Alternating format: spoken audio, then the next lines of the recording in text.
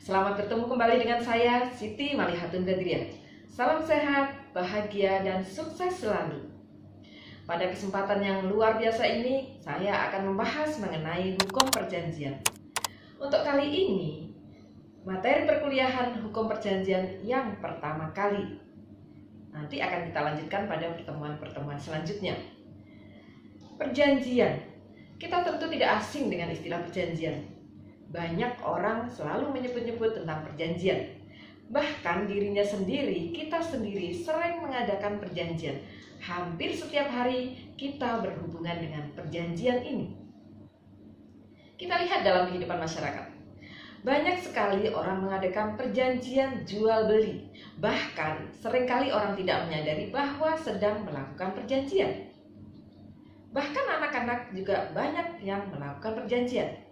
Misalnya, seorang anak belanja, beli buku, beli jajanan. Ini sebenarnya sudah melakukan suatu perjanjian. Perjanjian jual beli, membeli makanan, membeli buku, jajan, dan sebagainya. Kita sendiri, ibu-ibu, bapak-bapak, atau siapapun juga banyak melakukan perjanjian ini. Dan banyak sekali juga masalah-masalah yang terjadi berkaitan dengan perjanjian ini. Itulah kenapa sangat penting kita mengetahui, mempelajari tentang perjanjian ini. Nah, kali ini kita akan membahas mengenai materi perkuliahan hukum perjanjian.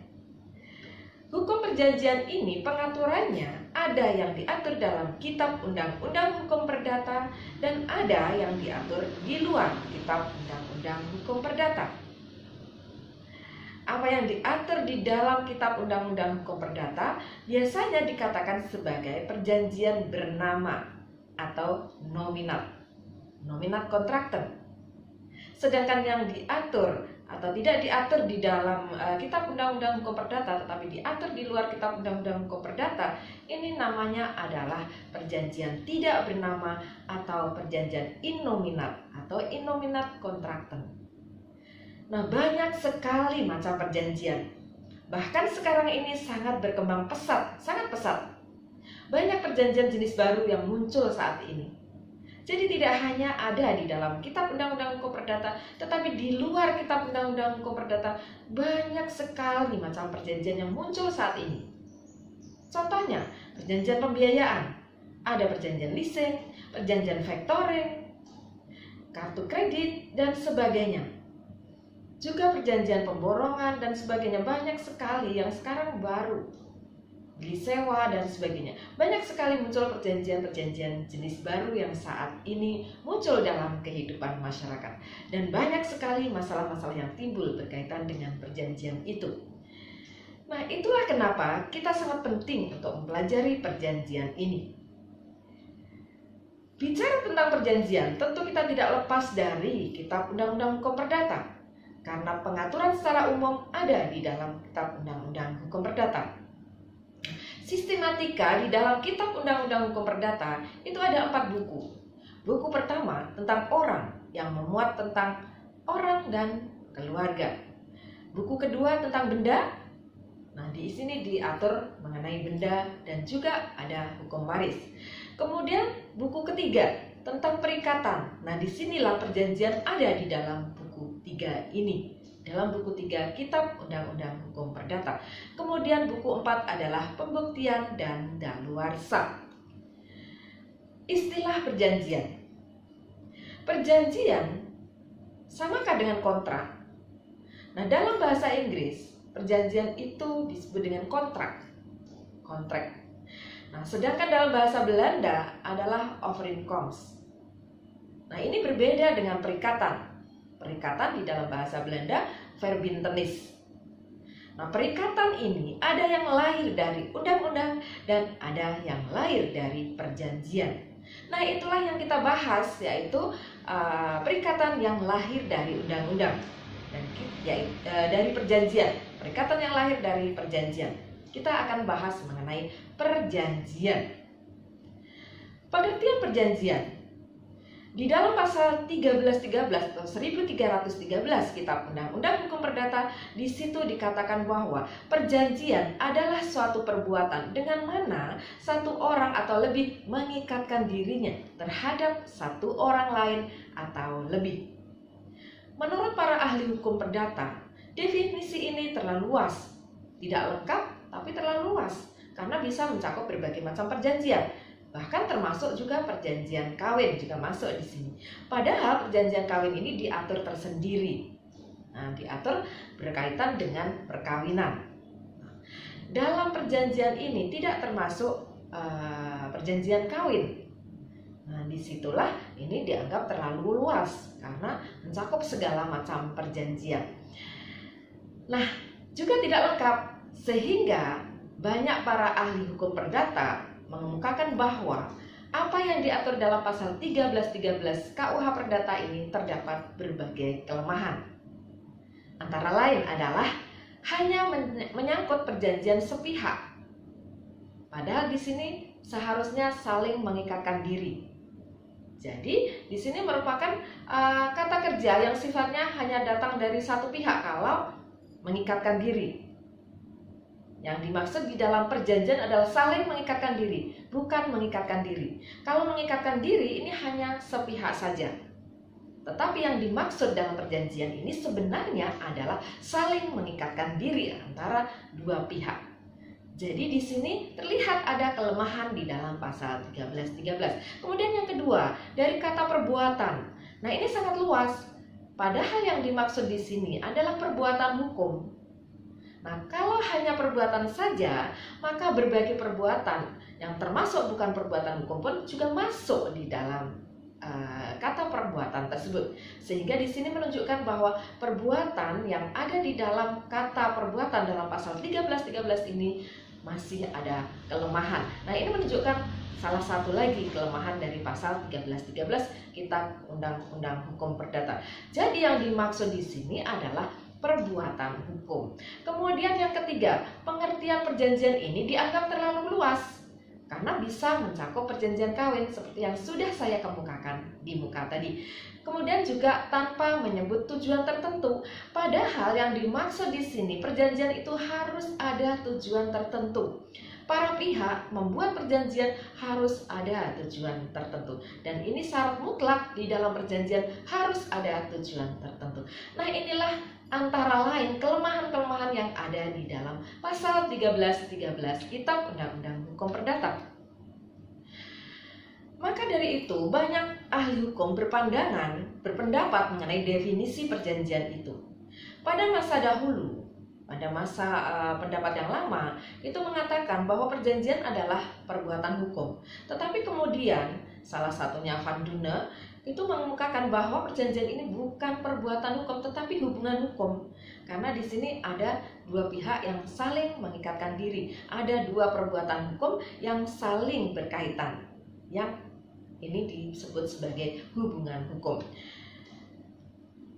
Nah, definisi perjanjian ini menurut ahli hukum perdata antara lain adalah menurut Rutten. Nah, Rutten dalam Perwahid Patrick di sini mengatakan bahwa perjanjian adalah perbuatan hukum yang terjadi sesuai dengan formalitas-formalitas dari peraturan hukum yang ada, tergantung dari persesuaian pernyataan kehendak dua atau lebih orang-orang yang ditujukan untuk timbulnya akibat hukum demi kepentingan salah satu pihak atas beban pihak lain, atau demi kepentingan dan atas beban masing-masing pihak.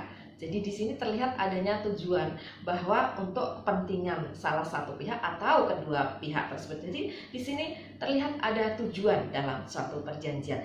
Kemudian menurut Profesor Subekti, perjanjian adalah suatu peristiwa di mana seorang berjanji kepada orang lain atau di mana dua orang itu saling berjanji untuk melaksanakan sesuatu hal. Dari peristiwa tersebut timbullah suatu hubungan antara dua orang yang dinamakan dengan perikatan. Jadi dalam perjanjian ini kemudian muncul perikatan. Nah, disinilah perikatan yang timbul karena perjanjian. Berbeda dengan perikatan yang timbul dari undang-undang. Yang kita bahas di sini adalah perikatan yang muncul atau timbul karena perjanjian. Dalam bentuknya, perjanjian berupa suatu rangkaian perkataan yang mengandung janji-janji atau kesanggupan yang diucapkan atau ditulis.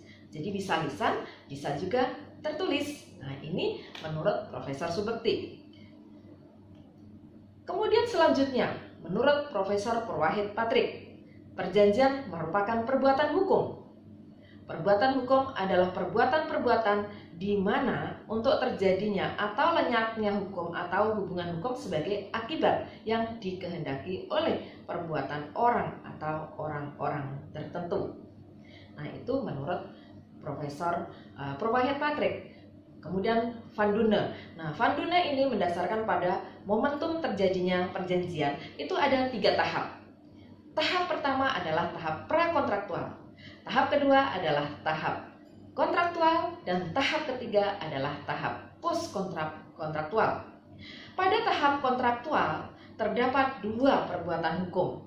Jadi sebelum kontraktual ada prakontraktual, itu ada 2 perbuatan hukum, yaitu penawaran dan penerimaan. Penawaran atau offer dan penerimaan atau acceptance. Nah, kemudian dari penawaran dan penerimaan ini kemudian terjadilah tahap kontraktual, terjadi persetujuan atau terjadi persesuaian kehendak antara para pihak. Nah, ini ada di dalam tahap kontraktual. Nah, disinilah kemudian muncul perikatan antara 2 pihak tersebut.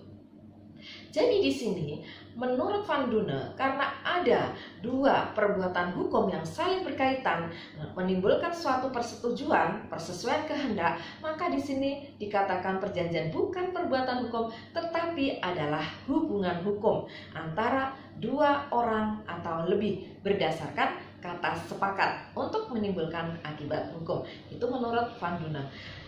Nah, kemudian Profesor Sudikno Mertokusumo berdasarkan juga sesuai dengan pendapat Van Dune tadi mengatakan bahwa perjanjian adalah hubungan hukum antara 2 orang atau lebih berdasarkan kata sepakat yang menimbulkan akibat hukum. Perjanjian menimbulkan perikatan. Akibat hukum dari perjanjian adalah suatu perikatan. Perikatan ini adalah hubungan hukum dalam lapangan hukum harta kekayaan antara 2 pihak. Nah, 2 pihak ini adalah debitur dan kreditur. Antara 2 pihak yang menimbulkan hak pada satu pihak dan kewajiban pada pihak lain dalam suatu prestasi. Nah, itulah definisi-definisi perjanjian menurut para sarjana hukum. Nah, saya sendiri berpandangan sebagaimana yang dikemukakan oleh Profesor Sudikno Mertokusumo. Saya sependapat dengan pendapat beliau, saya sejalan dengan pendapat beliau, yaitu bahwa perjanjian ini adalah hubungan hukum karena ada 2 perbuatan hukum yang saling berkaitan yang menimbulkan akibat hukum. Nah, di sini jadi hubungan hukum antara 2 pihak, antara 2 orang atau lebih berdasarkan kata sepakat yang menimbulkan akibat hukum. Jadi dalam perjanjian ini kemudian timbullah ada perikatan. Jadi dari perjanjian pada tahap kontraktual muncul perikatan hak dan kewajiban bagi para pihak. Perikatan adalah sebagaimana saya kemukakan tadi, hubungan hukum antara 2 pihak dalam lapangan hukum harta kekayaan yang menimbulkan hak pada satu pihak dan kewajiban pada pihak lain dalam suatu prestasi. Nah, jenis-jenis perjanjian ini ada berbagai macam. Nah, ini akan kita bahas pada kesempatan mendatang. Jadi perjanjian pada kali ini kita bahas mengenai pengertian perjanjian. Nah, itu sudah kita kemukakan, jadi pentingnya perjanjian, kemudian pengertian perjanjian itu apa. Nah, di sini sudah kita kemukakan, kita bahas pada kesempatan pagi hari ini. Selanjutnya nanti kita akan membahas mengenai jenis-jenis perjanjian dan lain-lain. Demikian apa yang bisa saya sampaikan pada kesempatan yang sangat luar biasa ini. Terima kasih atas perhatian teman-teman semuanya. Mohon maaf apabila ada kekurangan. Dan jangan lupa subscribe, like, komen, dan share kepada banyak orang supaya video-video ini bermanfaat untuk banyak orang. Terima kasih. Wassalamualaikum warahmatullahi wabarakatuh.